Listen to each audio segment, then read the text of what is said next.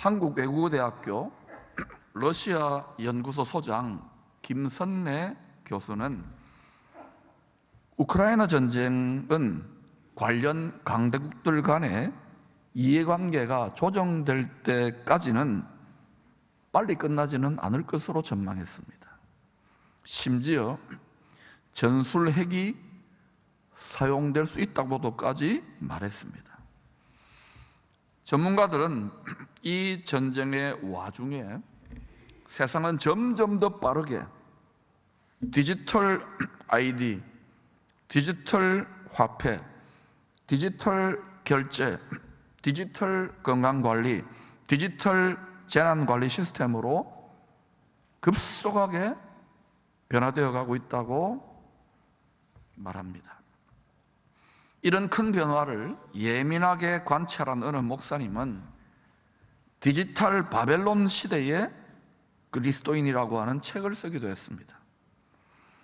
성경에서 바벨론은 우리 믿는 자들의 마음을 연단하는 용광로, 쇠풀무로 그렇게 하나님이 쓰신다고 해요. 크게 세 시대에 바벨론이 등장하고 있습니다. 첫 번째는 창세기 10장 11장에 니므롯이 건국한 바벨론입니다. 홍수 심판에서 살아남아 구원받은 노아의 후손들이 흩어져 가지고 세운 70족속 국가, 이 70족속 국가를 하나로 통일시킨 고대 바벨론 제국입니다. 아브라함은 이때에 하나님의 말씀에 순종하여 출 바벨론함으로 믿음으로 사는 모든 성도들의 조상이 됩니다. 둘째는 주전 586년 점점 성전에서 제사를 드리는 제사장과 성도들이 장사하는 집이 되어가고 점점 강도의 속을 우상 숭배의 온상이 되어버리니까 하나님이 어쩔 수 없이 신바벨론 제국을 들어서 예루살렘 성전과 남유다 왕국을 멸망시켜버립니다. 고린도전서 3장은 우리 믿는 자가 성전이라 그럽니다. 우리 마음을, 성전된 우리 마음을 잘 지키지 못하고 욕심을 따라 장사하는 집이 되어가고 나중에는 우상 숭배, 완전히 강도의 소굴로 경거리 이익의 재료로 변질 타락되면 하나님이 그 사람을 멸하십니다. 고린도전서 3장에 있는 말을 제가 인용한 겁니다. 그러므로 마음을 두렵고 떨림으로 잘 지킬 수 있기를 축원합니다. 세 번째는 요한계시록 14장에서 19장까지 등장하는 결국에는 하나님의 진노의 심판을 받게 될 큰 성 바벨론입니다. 요한계시록 14장 8절을 같이 읽어보십시다. 시작. 무너졌도다 큰 성 바벨론이여 모든 나라에게 그의 음행으로 말미암아 진노의 포도주를 먹이던 자로다 하더라. 모든 나라에게 그의 음행으로 말미암아 진노의 포도주를 먹이는 큰 성 바벨론 무너집니다. 하나님의 말씀을 이 세상의 초등학문이나 이 세상의 지혜로 풀려고 하면 안 돼요. 하늘에 해 위에 있는 하나님의 마음으로 자꾸 보려고 하면은 성경이 열리기 시작해요. 다니엘서 2장에는 신바벨론 제국 느부갓네살 황제가 꾼 꿈에 대한 해석이 나옵니다. 황금을 머리로 하는 큰 우상의 꿈을 통하여 신바벨론 제국 이후에 세상 끝날까지 등장할 대제국들을 통하여 하나님의 세계 통치 계획, 하나님의 세계 경영 계획을 알려주고 있는 것입니다. 특별히 요한계시록 13장은 때가 되어 등장할 큰 성 바벨론은 사람의 몸의 특정 부위에 표를 받은 자들만이 매매할 수 있도록 경제 시스템이 구축될 것을 예언했습니다. 이 세상 모든 경제 활동을 하나로 묶어 디지털 결제 시스템 안에 가두어 두려고 하는 이유는 과연 무엇일까요?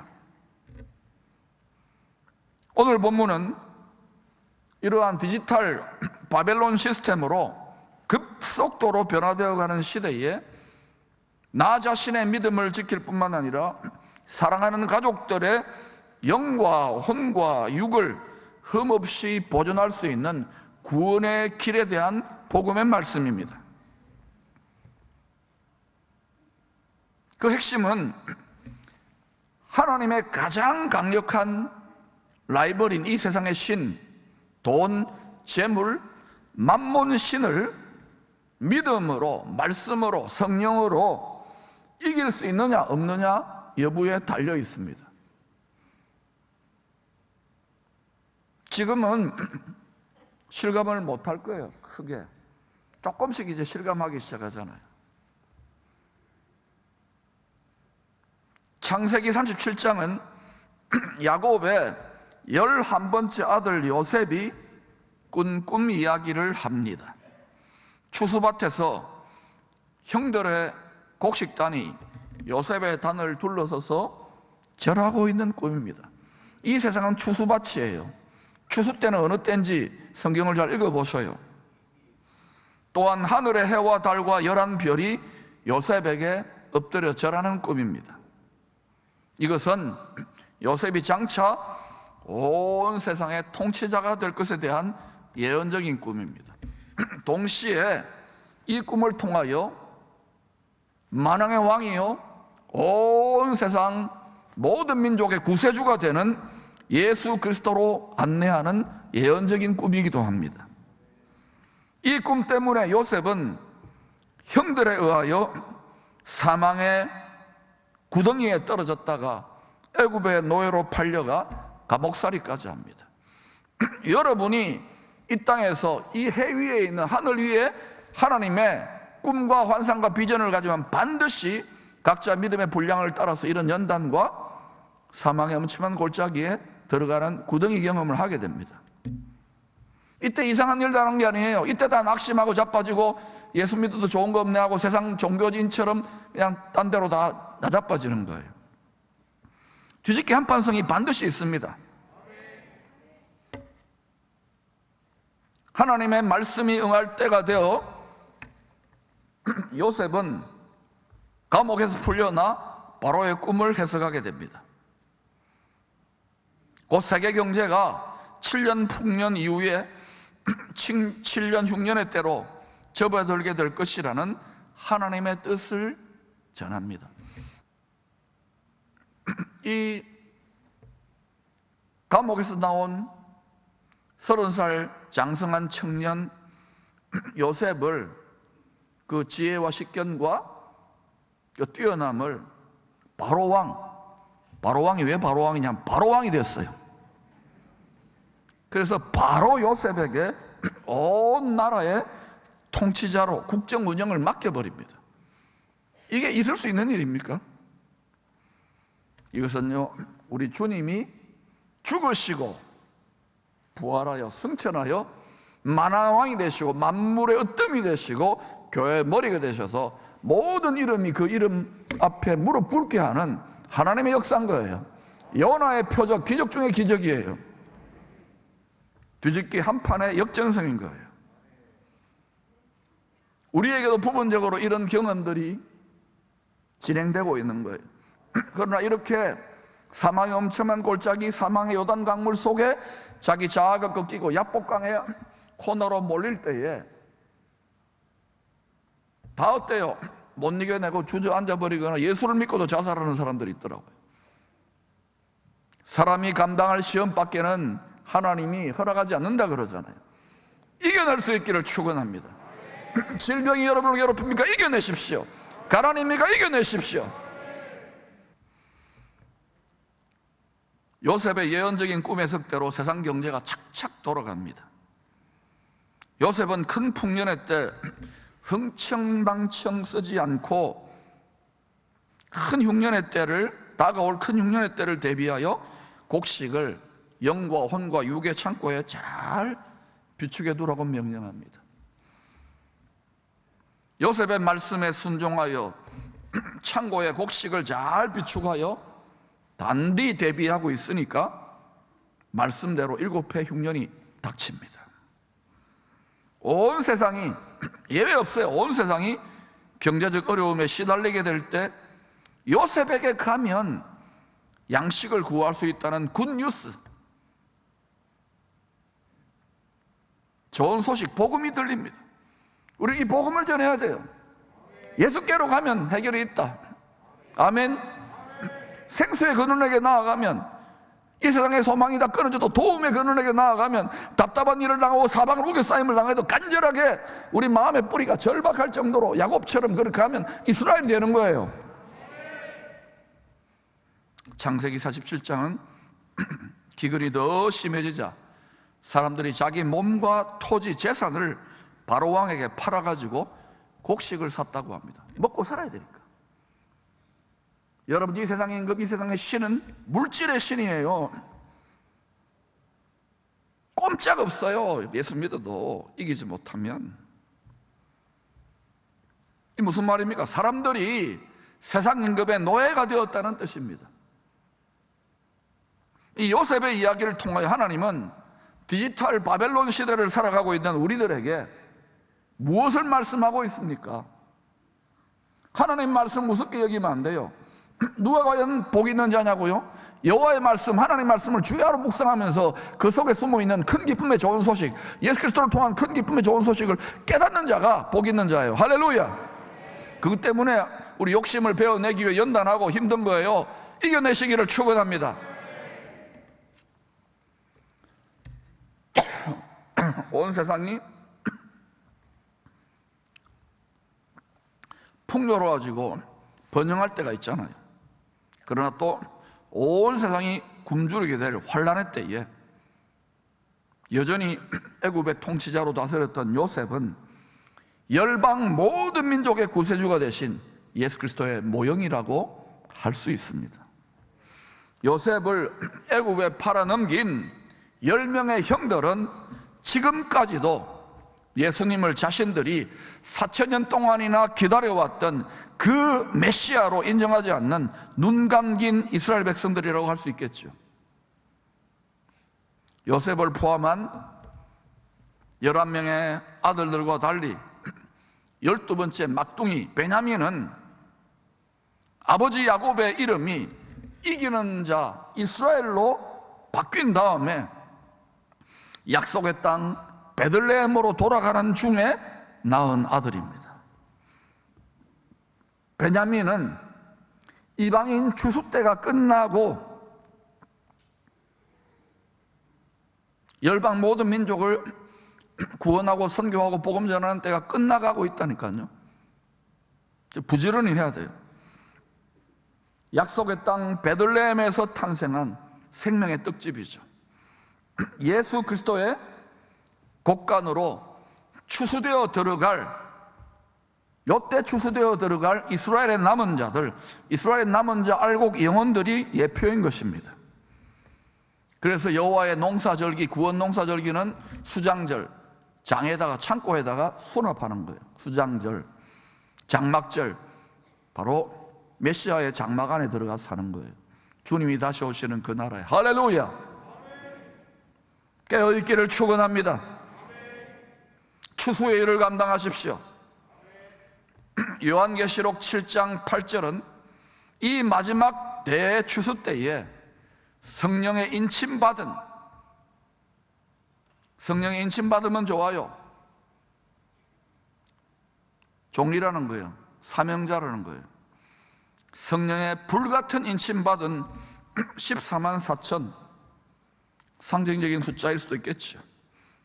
그 중에서 영적인 이스라엘의 12지파 중에서 요셉과 베냐민 지파에서, 요셉과 베냐민이 꽁무니에 나와요. 그 순서대로 예수 복음의 증인들이 일어날 것을 예고하고 있어요.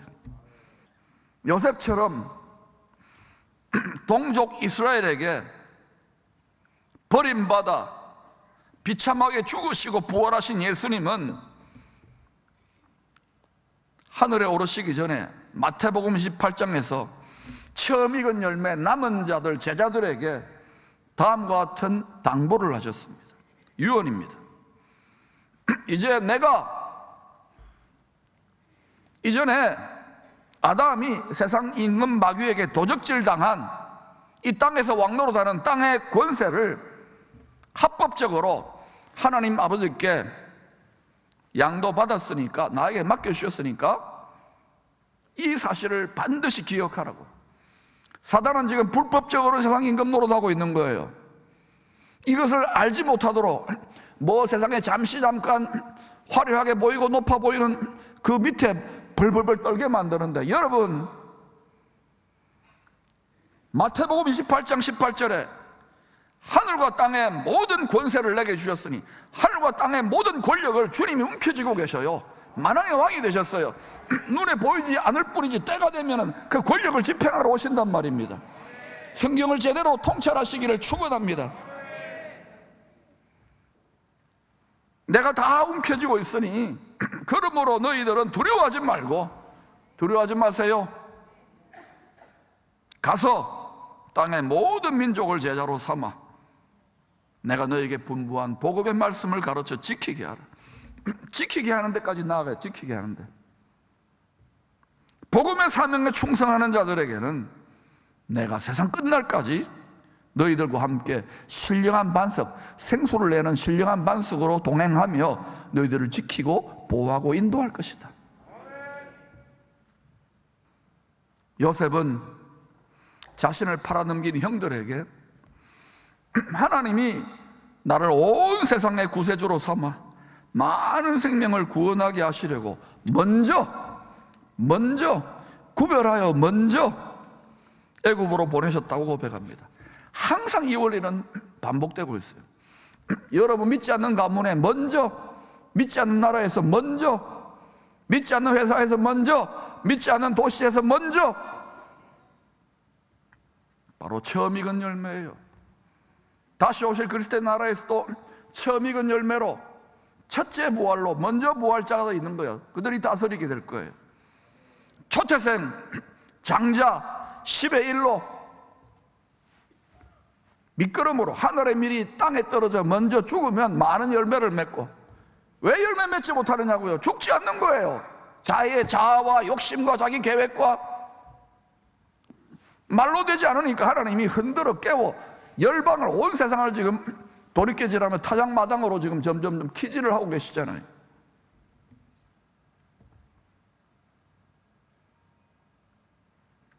요셉이 초태생 장자의 사명을 감당하려고, 살아있는 희생제물의 길을 감당하려고 13년 넘게 얼마나 힘들고 외롭고 어려웠겠어요.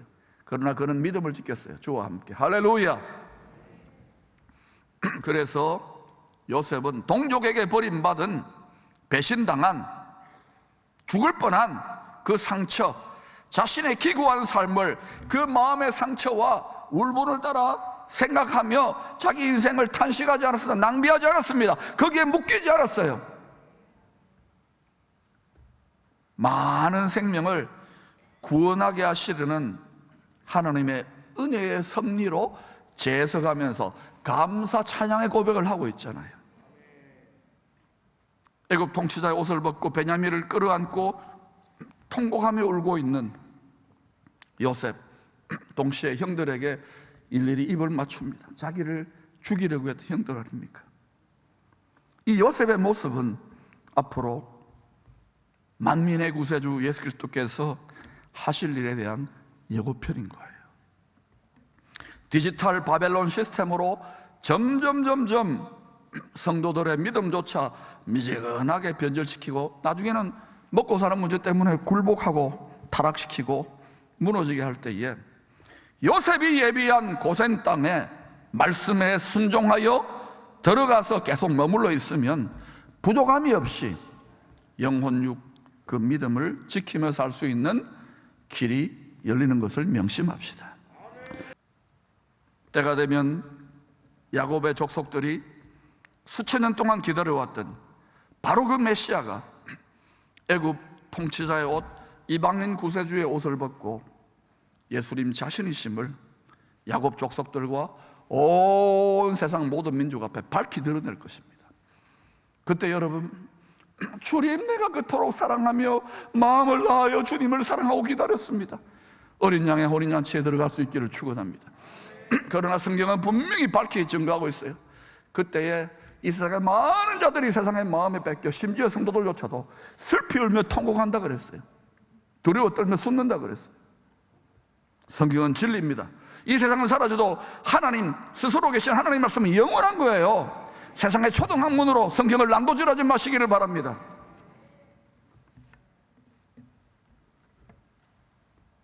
이 시즌에 주님의 귀한 어린 양인 우리들은 우리를 위하여 죽기까지 희생하신 선한 목자 예수님이 예비해 주신 양무리들의 피난처, 도피성 및 고센 땅, 교회의 말씀과 성령 안에 잘 머물러 있어야 합니다.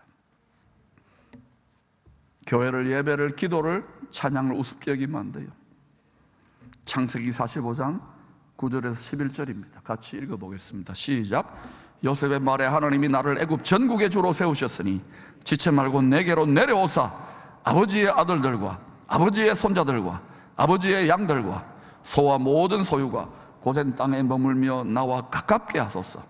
흉년이 아직 5해가 있으니 내가 거기서 아버지를 복양하리이다. 아버지와 아버지의 가족과 아버지께 속한 모든 사람에게 부족함이 없도록 하겠나이다 하더라고 전하라 하소서. 주님의 입으로 요셉이 대신 말하는 거예요. 나와 가깝게 하소서. 여러분, 주님하고 얼마나 사랑합니까? 주님과 얼마나 친밀한 교제를 나눕니까?